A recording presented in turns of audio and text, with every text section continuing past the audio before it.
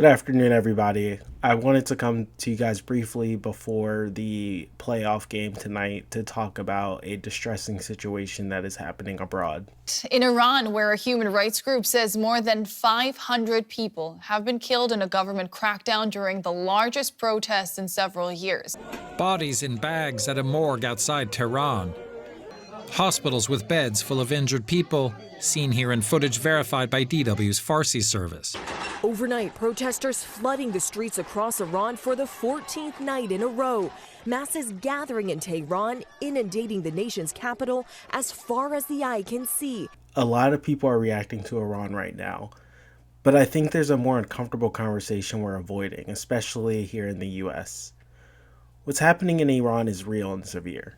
Iran is facing its largest protest since 2022. Hundreds may have been killed. Exact numbers are unclear due to internet blackouts. The economy is collapsing, civil liberties are treated as expendable, and dissent is being met with open brutality. This isn't abstract geopolitics. This is people bleeding in the streets. Two things can be true at the same time. U.S. foreign policy has a long, ugly history of blowback and destabilization. And it's intellectually dishonest to pretend U.S. pressure never matters just because we don't like who is in office.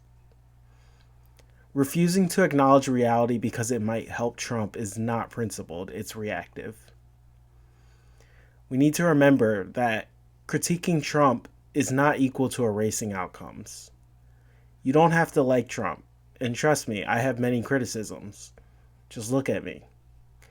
But you also don't have to trust his motives. And you don't have to excuse his rhetoric, which can often be demeaning.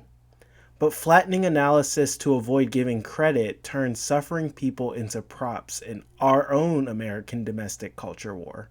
And I don't like the term culture war. That's built from the right wing because people's politics is personal. But there's a growing instinct to downplay anything that could complicate our narratives. And that instinct is about comfort, not justice. It prioritizes our ideological cleanliness over other people's survival. The presidency is supposed to represent an idea larger than the individual. That idea doesn't disappear because the person holding the office is flawed.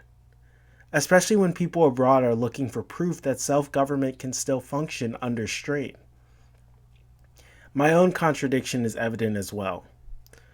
I grew up on American exceptionalism. My grandfather served in World War II, and I had generally people who believed in the American dream around me. But I also grew up black, knowing that promise was selectively applied. So both things shaped me, and both are true.